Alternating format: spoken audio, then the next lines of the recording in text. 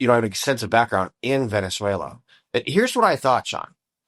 I was thinking, the the hundreds of thousands of American citizens that have been poisoned by drugs and lives ruined, by fentanyl and cocaine and crack, all this stuff. Where was their due process? It was nowhere. So those organizations who are designated lawfully by the State Department as terrorist organizations, the boats are carrying poison that are responsible for killing more American citizens than all of the wars we have fought combined. They are legitimate military targets. And here's an analogy. Some people can't really visualize this. If you're on the battlefield, like the land, and there's a tank and you shoot a javelin missile or hellfire at it, and it doesn't destroy the tank, it doesn't matter if there's members of the crew hanging out of the hatch, you shoot another missile. And if that doesn't destroy the tank, you shoot another missile.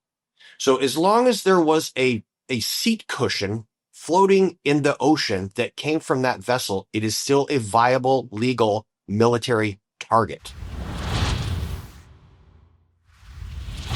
All right, guys, good Wednesday. We've made it over the hump. It was after last week. Maybe this is like a long week because last week was a shorter week and wasn't as hectic. But anyway, big show coming your way. Derrick Van Orden, congressman from Wisconsin and former Navy SEAL. So we're going to break down a lot with him. The Tennessee 7 results, big win for the Republicans. We'll talk about this whole Venezuela thing. And I want to also get into him, like mood of the Republicans on the Hill. They finally came back. Like, how do they feel? Are they ready to put an agenda together? Are we going to get another government shutdown? What are we doing on healthcare? A lot to break down with him. But the big thing last night, I mean, guys, Matt Van Epps, now Congressman-elect Matt Van Epps in Tennessee 7th District. The media was they were like giddy about this race being close or a potential win, and that wasn't going to happen. They were like, oh my God, this is going to be a huge issue for Republicans. I mean, again, a couple public polls. Anyway, it doesn't matter. But the bottom line is, and then you hear the narrative, oh my God, he only won by 9. It was a Trump 22 district. Okay. It was a Trump 22 district and he's not Donald Trump, number one. And number two, if you go back a few cycles, Marsha Blackburn won that district by 0.5 or 0.6. So yes, should he have won it by probably, my guess is maybe 14, 15. But like, let's not get all crazy. And I do think that Republicans need to take some lessons away from this, like getting low propensity voters fired up, reaching out to more. There are definitely lessons. There are always lessons. Just to be clear, there are things you did really well, sustain those. There are things you need to work on, do better at those. I think Republicans should get a wake-up call that people are pissed. They're still pissed. They want their prices to go down further, their affordability issues, the economic sustainability issues, personal security. Yes, Donald Trump's making progress. There's no question about it. But as I keep saying, if you watch the huddle in the morning, you got to close the sale. You got to keep saying, and we're going to keep working. Yes, we're making progress. Things when Donald Trump left were like $3, then they went to 5 under Biden, and now they're back down to 4, but they're not where you want them. They're still, you still want things at 3. I get that.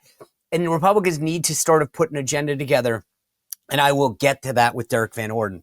And find out what are they doing? What is the mood? Are they addressing healthcare? Because this isn't, look, it's not always fair. Republicans, and I talk to them and I agree, the Democrats caused this problem. They created the healthcare crisis and then they subsidized it. Now they're like, you guys fix it. I get it. But we won. We're in charge. That's how it works. You run and say, we'll do better than the other team. So now we have the hot potato. Fix it. Got it. Anyway, I want to give Speaker Johnson some credit, though. He was down there. He worked it on the ground. I've never seen a speaker like Johnson in a special like that. Like, he didn't just make phone calls and send money. He was on the ground helping Matt Van Epps pull it over the finish line. And so kudos to him and his team. Joe Gruder's the RNC chairman on the ground as well. President Trump robocalling, putting out a bunch of truth. So from a team effort, some credit needs to be shared there. Low turnout was low, though. I mean, they had like 180,000 votes. That should have been closer to 300,000 in a general. So it's by nature, it's a special election. But also, like, we got to remember, our low propensity voters will walk on Legos and broken glass combined to go vote for Donald Trump. but that doesn't translate to every Tom, Dick, and Harry. And so how do we get people motivated to go out and keep this majority? Because trust me, I've said it before. If you lose this majority, it's impeachment. Like, it's not one impeachment or two. They're going to be like, hey, it's Tuesday, impeach the guy. Investigations gone nuts. So we need this majority not just to keep the policy going, but to stop all of the craziness that'll come in. Full stop. I've been through it. I know it. Not everyone has the same real, but I know what this is like personally. It sucks. So we need to be doing everything we can as people that get it to talk to those who don't. We've got to be like evangelists. Get out there and be like, hey, this is what's going on. The border crisis didn't just stop out of nowhere. Donald Trump did it. Leadership matters.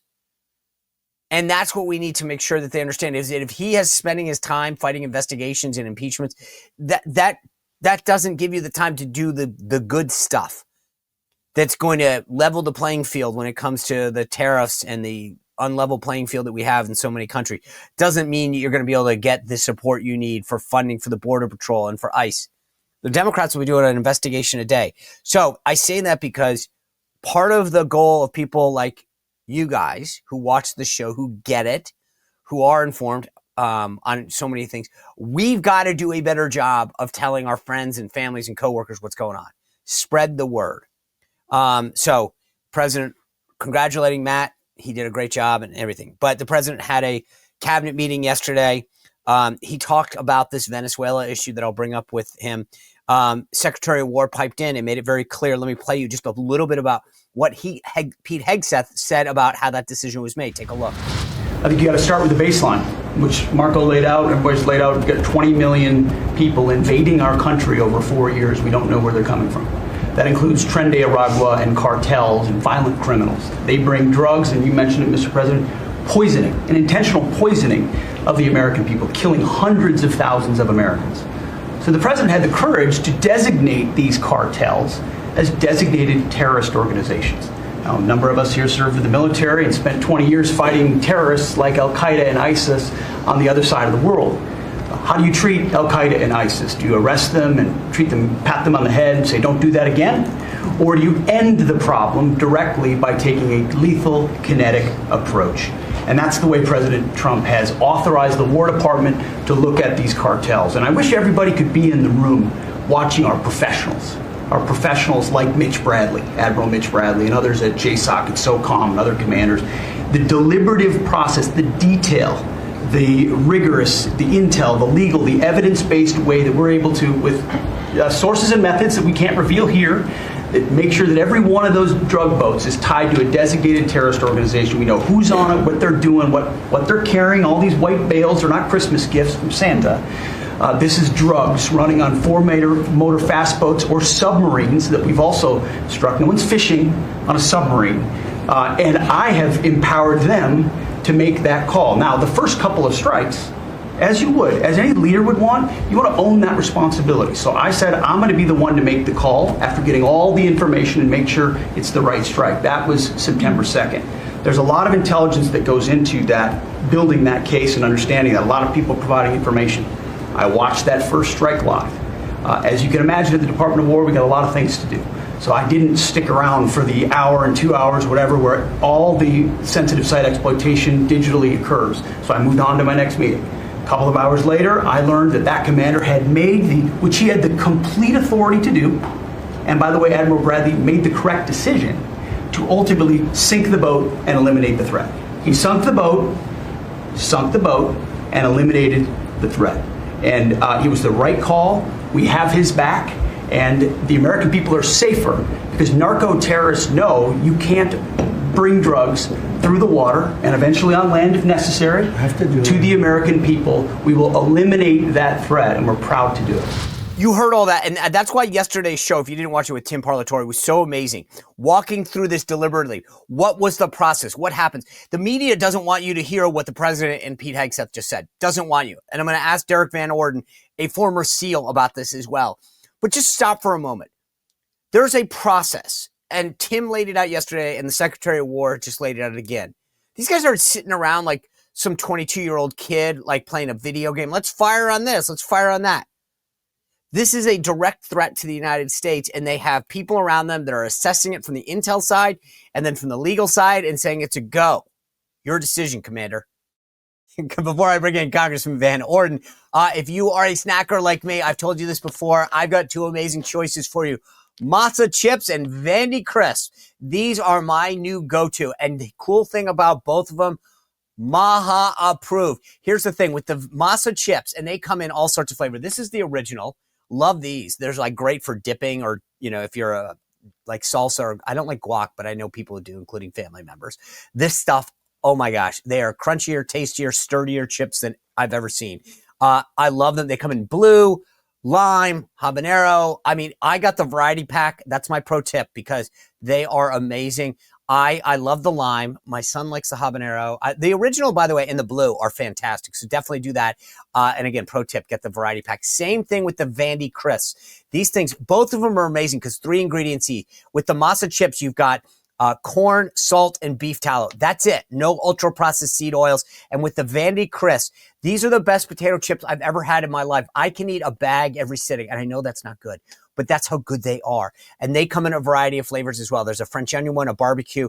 I love the original, but I had these out over the holidays. Oh my gosh. People love the barbecue one, and someone was in love with the French onion one. So get the variety pack as well on these as well. You can go to masachips.com and use my code Sean or Vandy Crisps. And I'm telling you, I get both, and I would get the variety packs in each. Masachips.com, VandyCrisps.com, code Sean, SEAN for 25% off. And by speaking of that, if you are a cooker or a griller, you've got to get one of these for yourself or for someone. This is a Firecracker Farm hot salt shaker. This is unbelievable. So if you're cooking eggs or omelets in the morning, or you've got chicken or beef later or whatever, I mean, you can do anything you want, but that's what I've been focusing on. This thing is unbelievable. It's got an unbelievable mix of hot salts in them that is genuinely an amazing product. It's small batch, American made, family owned. This stuff sells out, and you can't get this anywhere else, like on Amazon or anything like this. So if you want to be the cool guy with a gift that no one else has, check this thing out. It's a savory heat that gets added to like eggs and omelets, chicken, like I said. And this thing comes in, just like I'm holding up here, it's this laser etched stainless steel push grinder. It's unbelievable. So I'm going to tell you this right now. It's amazing. Go to firecracker.farm, firecracker.farm, not edu, not .com, firecracker.farm, and use code SPICER for 10% off your first order. That's firecracker.farm and use code SPICER. Or without further ado, Congressman Derrick Van Orden. Congressman, welcome back. Good to see you. It's good to see you too, Sean. All right, I want to get into this strike in Venezuela and your background as a Navy SEAL. Yep. But before I do that, this Tennessee race, the media is all excited about what this could mean for the midterms. I wanted to start with you and your race in particular, because you always have tough races. You come out on the other side. What is your takeaway, if anything, from what happened in Tennessee 7? Well, it's a special election, and voter turnout is normally historically low, but I think he was like 1 point below the PVI. Yeah. So to me, it's not an issue. And the funny thing is, I didn't run for Congress to run for Congress. You know what I mean? I ran for Congress to serve the people of the 3rd Congressional District. And that's how I've chosen to actually legislate is focusing on what I'm doing. And then, clearly we do everything all the right steps to be reelected.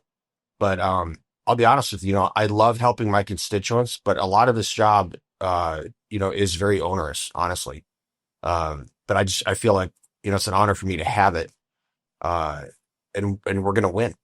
Okay. So I'm not as concerned with the wave of elections that they had. I mean, New Jersey is New Jersey.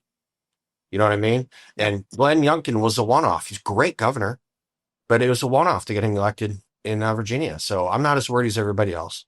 Okay. We're making all the right moves. All right. So let's take that from the macro. I get Derrick Van Orden running for Congress and why. Okay, fair enough. That being said, what about your colleagues? So when you talk to them right now, what is their feeling you guys had a conference meeting.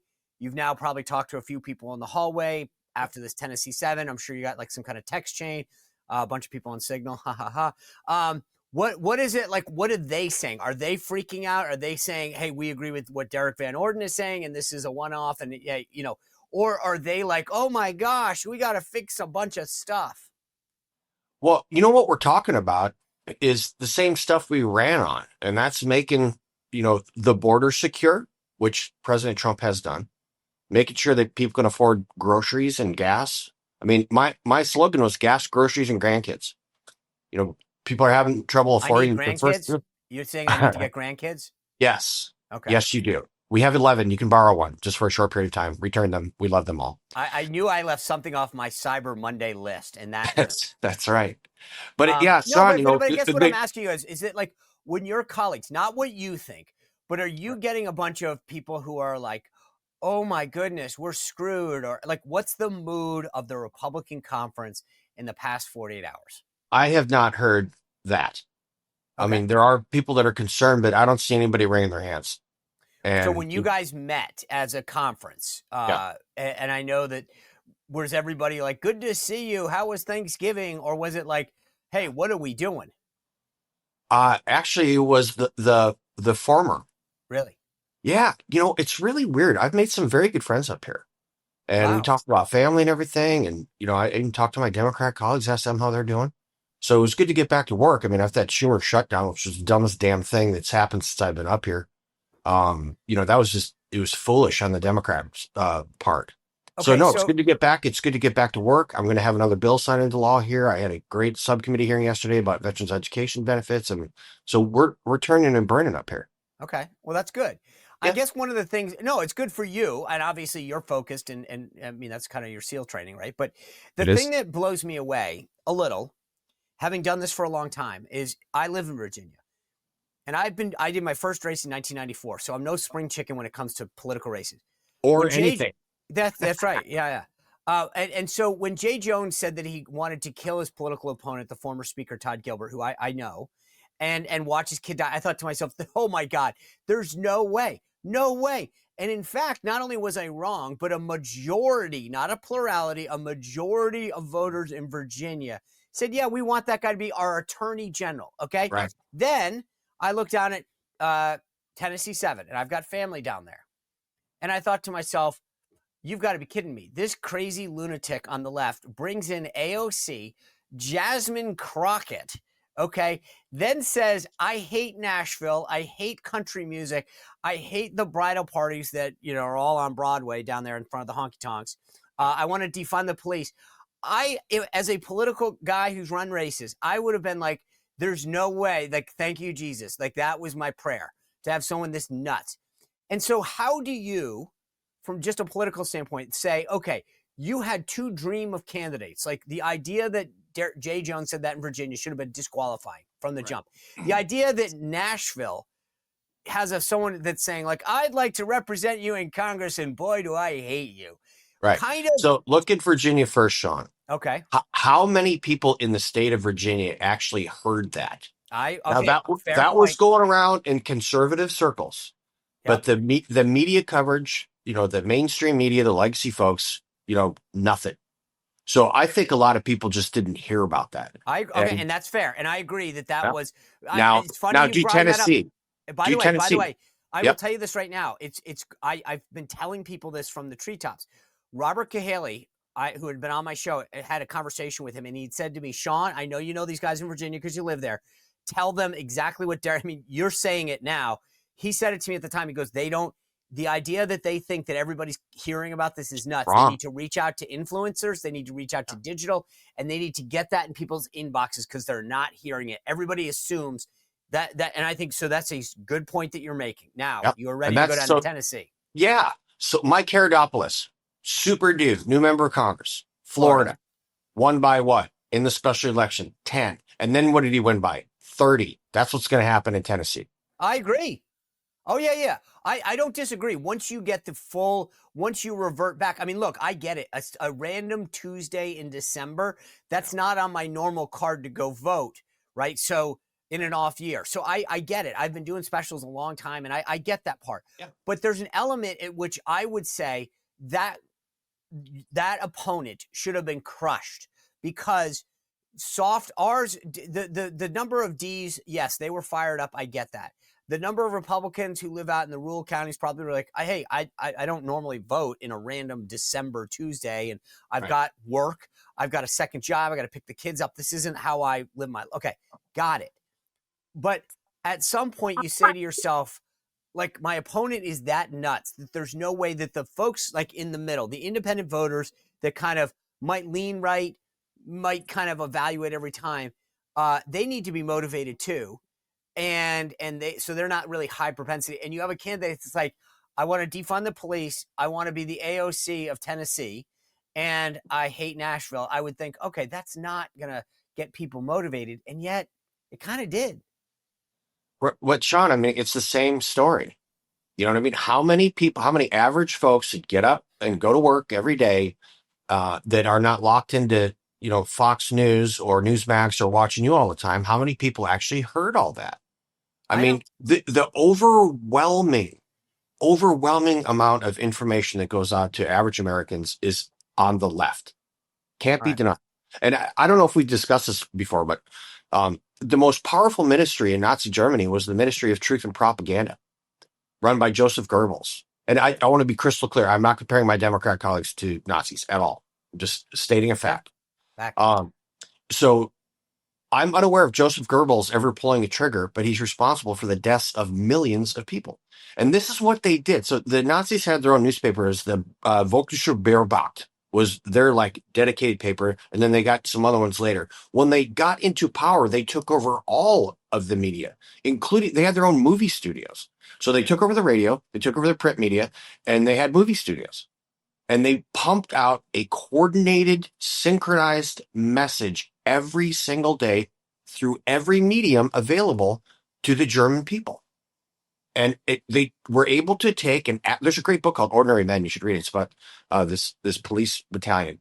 But they were able to take an average German, which is a very sophisticated society, and turn them into mass murderers by constantly hitting the message. What did a 19-year-old from Pennsylvania and some like 55-year-old kook from Hawaii have in common? They both tried to kill President Trump. And that kid was 9 years old when he started hearing that President Trump was literally Hitler.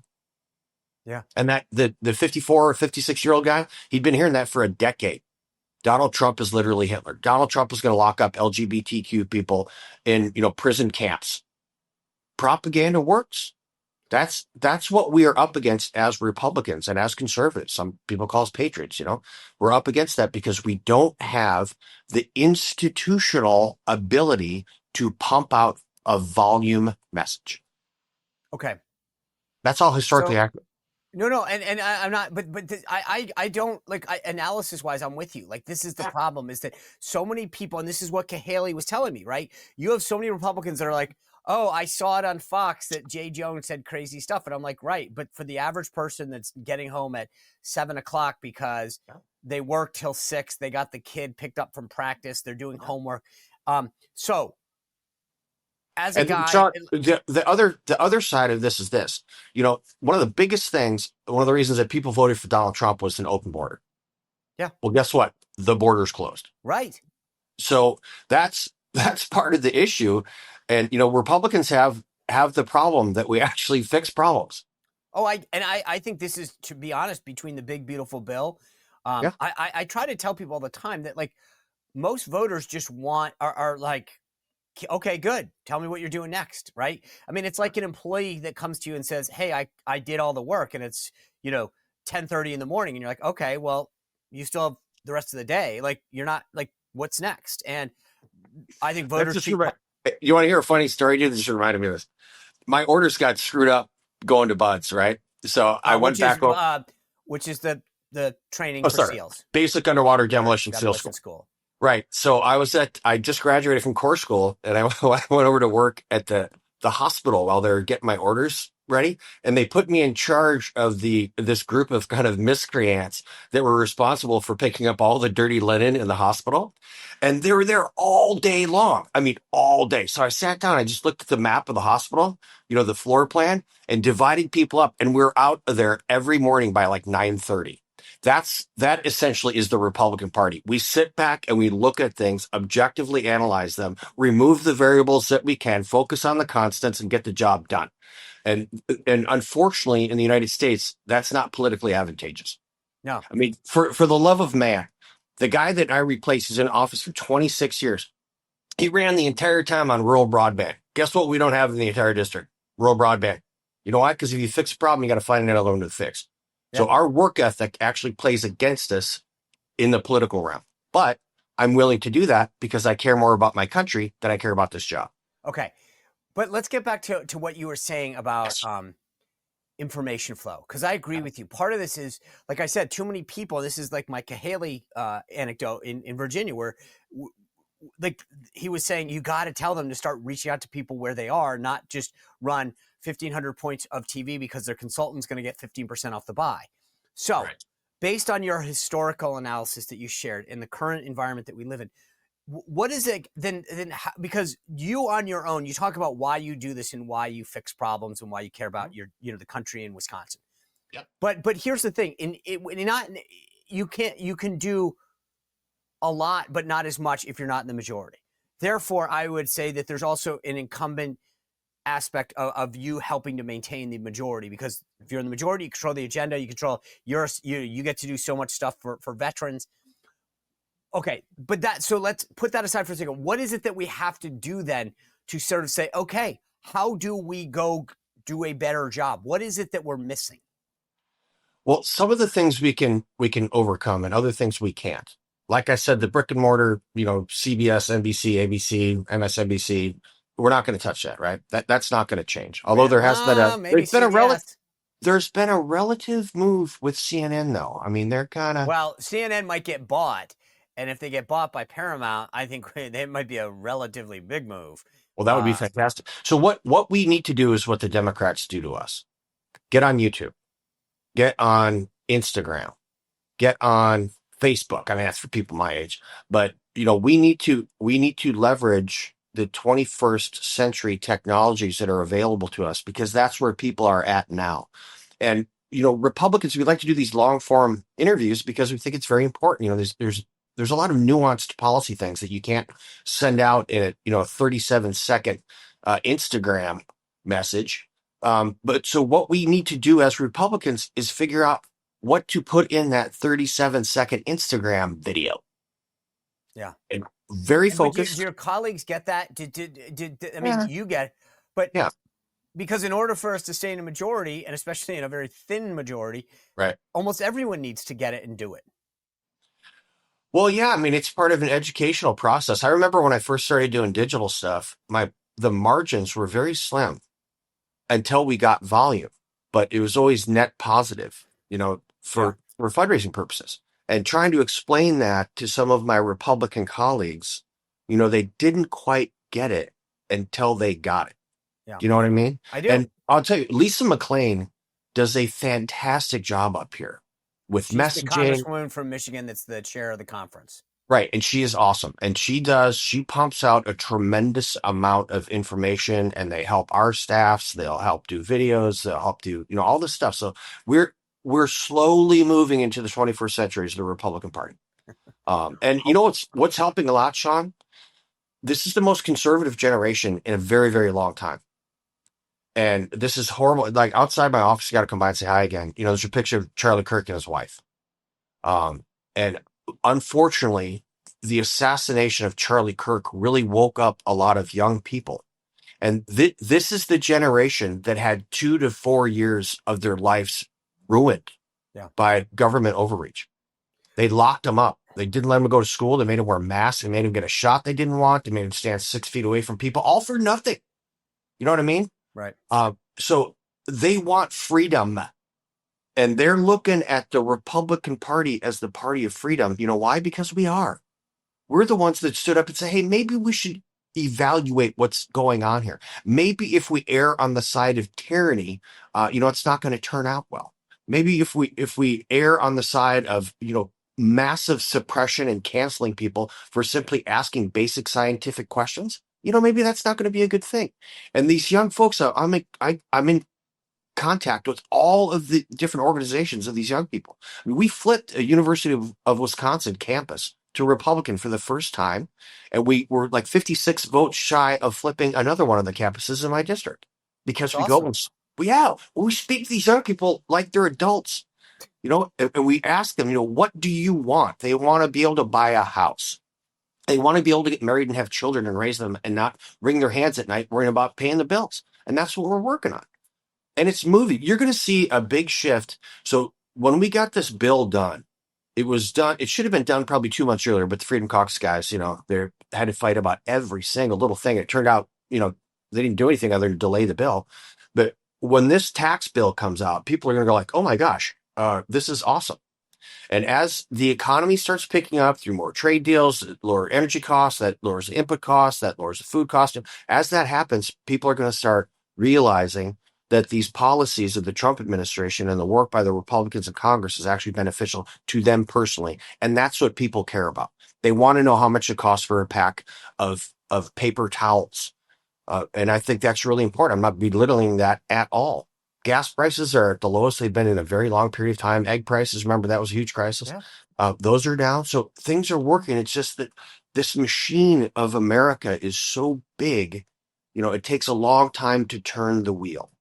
But the wheel is turning, and it's turning in the right direction for a long time, or for the first time in a long time.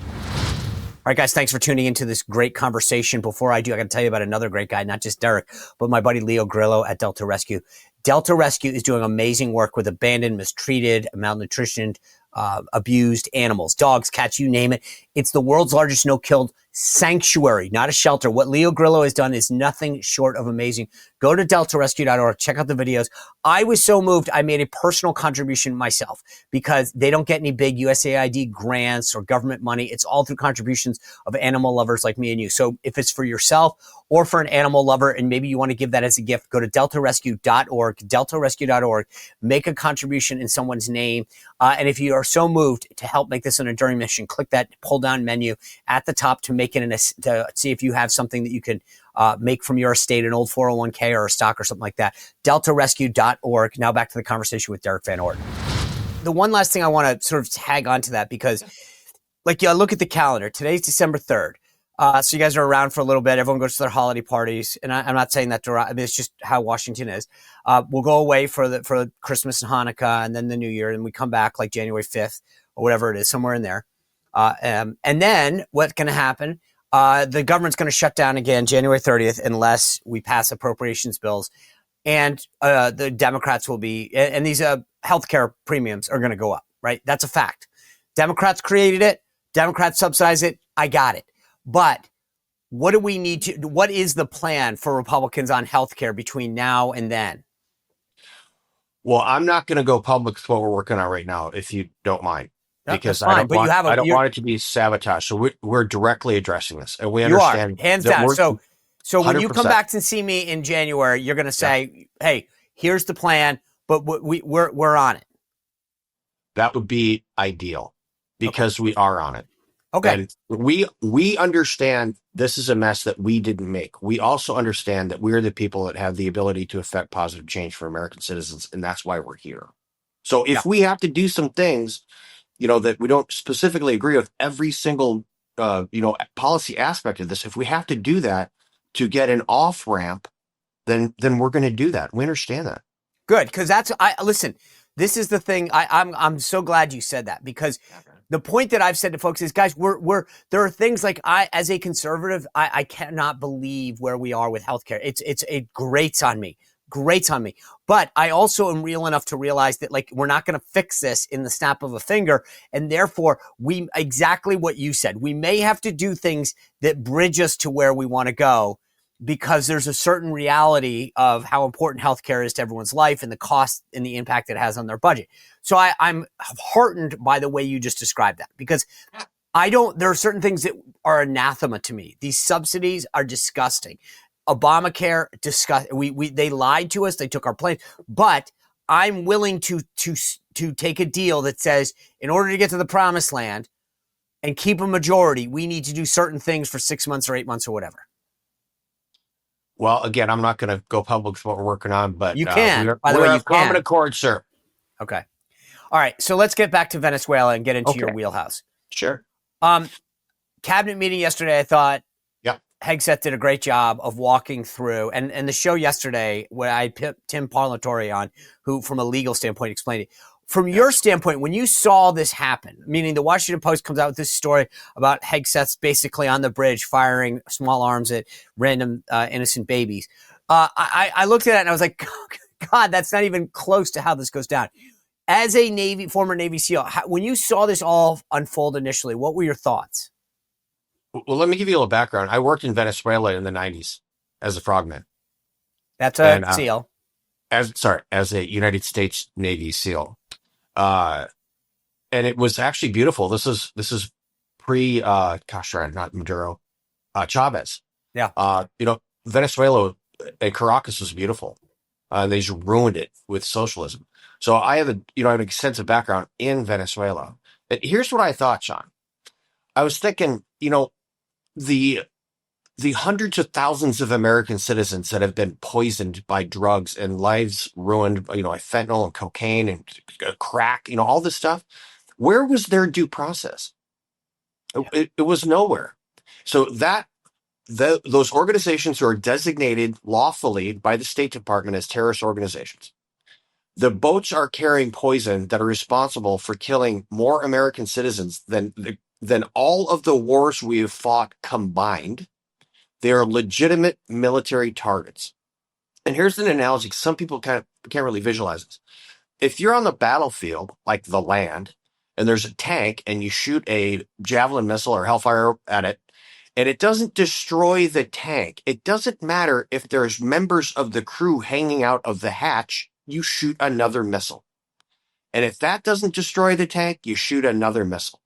So as long as there was a seat cushion floating in the ocean that came from that vessel, it is still a viable, legal military target.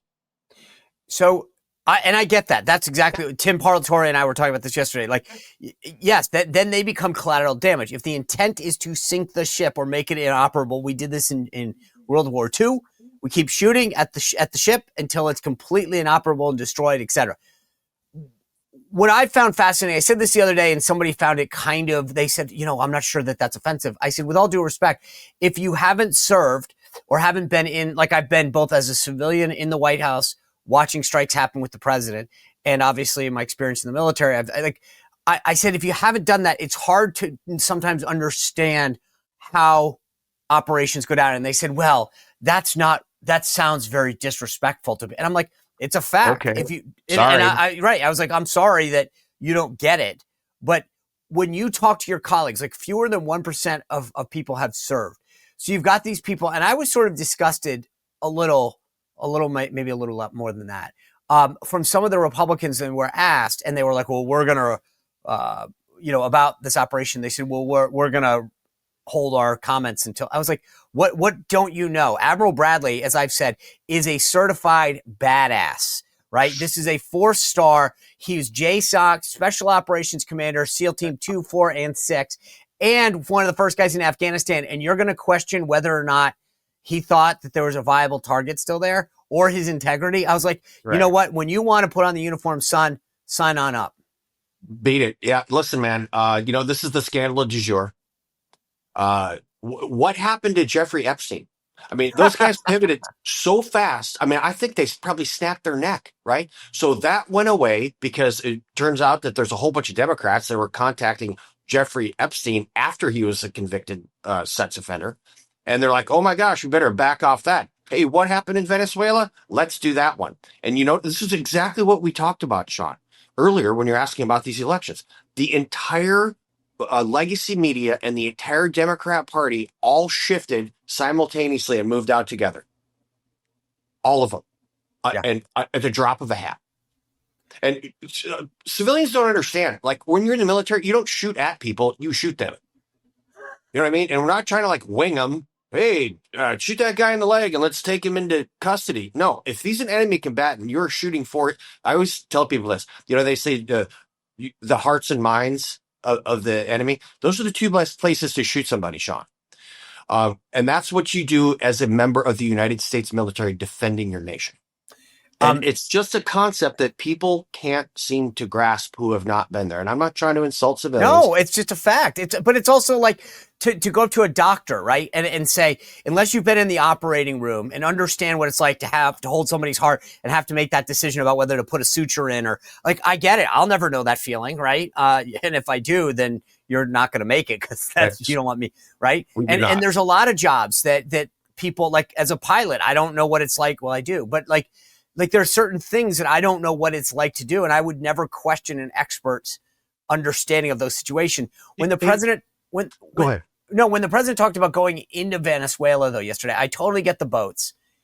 What I wonder though, isn't just going in, whether we have the authorities to do it or not. But I also was like, I'm not really sure this is what the America First agenda was, like going boots on the ground. Right. I've been very public. I do not support boots on the ground. Yeah. In Venezuela. Nope. I mean, Venezuela looks like they're preparing, right? And us sending guys in there, well, I think you start sending Americans home. I mean, if we did that, I think. But that's not so Maduro is a dictator, and that's how a dictator stays in power. You must identify an external or an internal threat to you and your people. In this case, it's the United States of America. Yeah. That is what is keeping him in power. Him being able to juxtapose his regime against the United States. So do we take him out? I'm not a fan of that either, man. Yeah. What you name me a single instance where that turned out well. No, I get it. Vietnam, what if Afghanistan? No.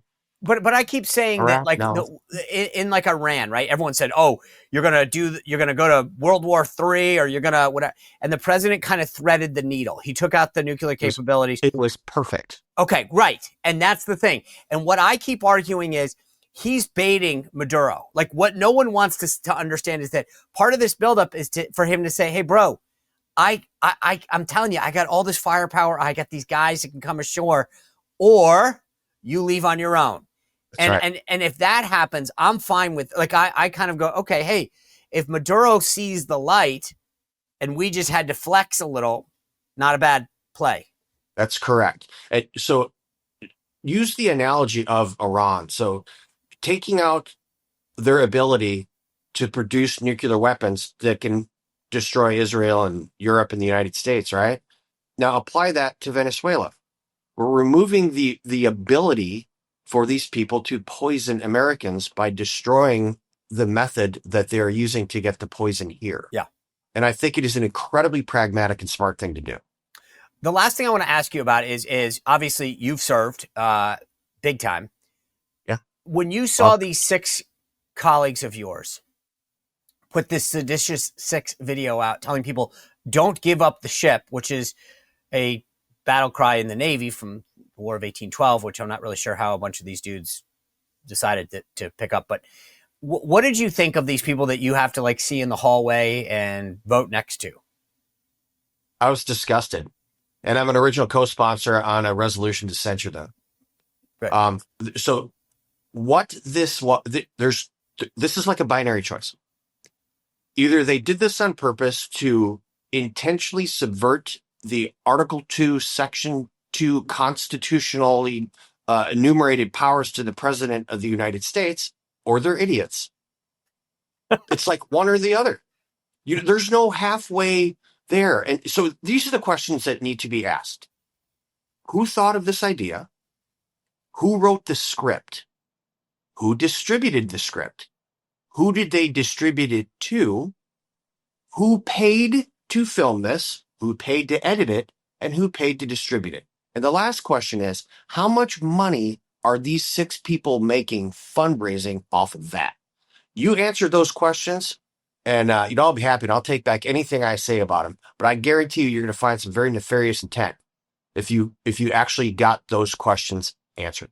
Can you imagine if you had a media that would ask them? I mean, I get such a kick out of it. These guys are all heroes to the left in the media. Like, they took on Trump and they did nothing wrong. I just want one last thing, because this is what I think is important. I try to explain this, and you can do it better than I can. The way I have framed this, and I asked Tim Parlatore this, Alyssa Slotkin, who's never served in the military, says, if you think an order is illegal, you walk down and you just go talk to the JAG. So I said this to Tim yesterday. Tim is a Naval Academy graduate. He's a Navy JAG. He's a friend of mine. Yeah. Right. Okay. So I said, Tim, walk me through this scenario.